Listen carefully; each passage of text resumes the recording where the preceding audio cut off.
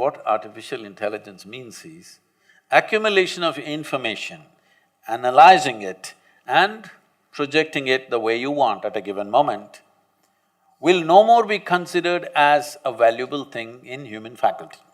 Many of you will be out of your occasion unless you do something that a damn machine cannot do. You must be able to do something beyond your intellect. Human being has many layers of intelligence. Intellect is only a small part of it.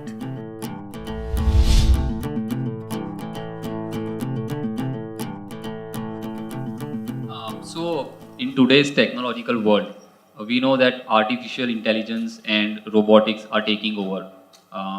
Those are the cutting edge technologies. So, what is your take on the interaction of such technologies with the intersection of such technologies and ancient practices such as meditations and yoga? Are you sure I'm real? Because last year and a half, they've been inviting me to speak in all sorts of artificial intelligence conferences in the world. I was just surprised, why are they asking me to come and speak about artificial intelligence, because I'm not an expert in the field, nor am I an artificial intelligence.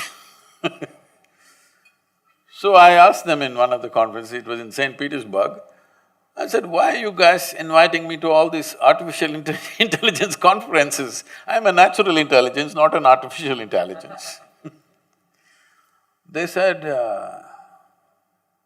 the problem is, what are we going to do? We're going to lose our jobs. These are all professors in big universities, in MIT and in Harvard and these kind of places. They're asking me, what are we going to do in another 10 years' time? Because everything that we know, everything that was sacred till now, suddenly is going to be there on a little gadget. You must understand this, what artificial intelligence means is accumulation of information, analyzing it and projecting it the way you want at a given moment will no more be considered as a valuable thing in human faculty. Because a simple gadget will do it much better than any human being. Already that Google lady is looking smarter than any of you, isn't it? She looks smarter than me, it's okay, I'm not educated, but you guys she's looking smarter than any of us or no? Anything you ask, without batting an eyelid, she tells us. So, it's going to that place where intellectually everything that you perform will look stupid or meaningless. This happened to me when I was about 13 years of age, I think, 13 or 14, 13 I think. For the first time I saw a flatbed calculator, this Panasonic calculator, you know. At that time it was 110 rupees, very expensive. You drink a coffee for more than that today. But 110 rupees, Panasonic, Sony was 125, so we buy the cheaper one, 110 rupees Panasonic. And they show me this, I never bought them. Somebody brought one and they showed me, tuk, results. Then first thought that came to me is, why the hell am I wasting my life in the mathematics classes? I said, all I need is this, I don't have to go to the math class. Whatever question you ask, tuk. 100 rupee thing can tell you why this torture for 10 years going through this arithmetics and mathematics and all kinds of things. It can even do sin theta, cos theta, whatever nonsense you want. Then only I thought, we must make a big machine which does all this rubbish so that I don't have to go to school. At last, the dream is coming true.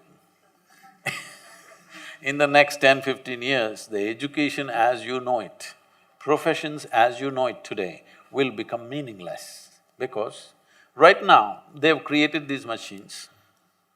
Right now, we are still kind of obsessed with creating machines which look like us, which is unnecessarily complicating. It can be a square box which walks everywhere and does everything we do, it's too insulting for human intelligence. So, we're still making it look like a human being. If something is intelligent, it must look human in our mind.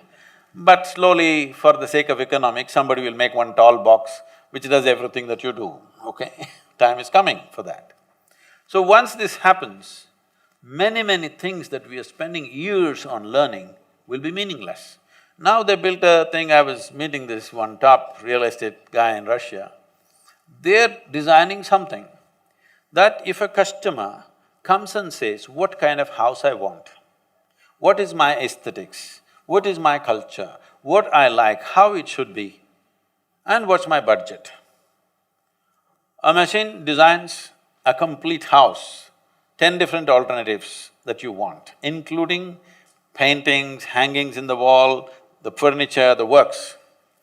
Now they're saying in another 5 to 7 years, they're saying, it can even print the house and build it. So just imagine the design guys. So many of you will be out of your occasion unless you do something that a damn machine cannot do. All of you should gear yourself for this now. You must be able to do something beyond your intellect. Human being has many layers of intelligence. Intellect is only a small part of it. Right now, our education system is completely dedicated to intellectual development of the human being and we think that's the grandest way to live. No, it is not. We can explore that if we have the time. But in the yogic way of looking at things, we look at human intelligence as 16 parts. If you explore other dimensions of intelligence, only then you will be relevant when everything intellectual. Intellectual means your intellect cannot function without accumulated data. Yes or no? Hello? Yes. Your intellect cannot function without accumulated data, is that so? Now, whatever is data assimilation, analysis and execution of that analysis, a machine will do better than you. A human being can always make mistakes, can always fudge information, but a machine is clear-cut.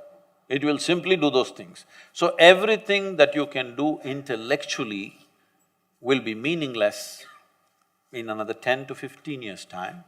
Maybe in India it will take 20 to 25 years' time, but inevitably it's going to happen. So you must be equipped with something beyond your intellect. When I say beyond your intellect, there are many ways to look at it. I will make a simplistic example. Simplistic because if we go into more sophisticated examples, we'll have to do a lot of exploration. We don't have that kind of time today. For example, what did you eat for lunch? Maggie. You are on Maggie?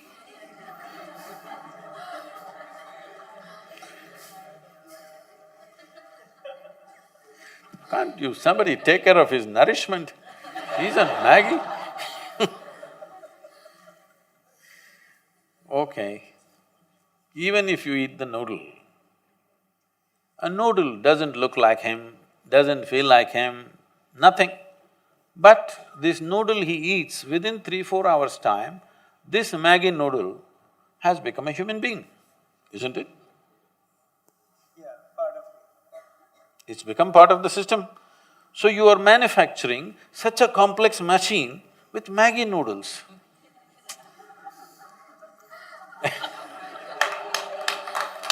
This is like a 3D printer. You put Maggi noodles into it. No, I am not made of Maggi noodles, okay? I eat better than that. But you put a chapati into this becomes a human body. This is the most sophisticated machine on the planet. You're manufacturing this with whatever food that you eat. And the food that you eat is just the soil that you walk upon. Yes or no? And it stands up. Isn't this a 3D printer? Hello? Does that intelligence exist within you or not? Not even in your brain, in your gut? It does. It does. It does. So if only you found conscious access to this dimension of intelligence, you would live magically, isn't it? Then artificial intelligence won't disturb you, you will be very happy because all the menial jobs if the machines do, what a wonderful world. I'm looking forward to that.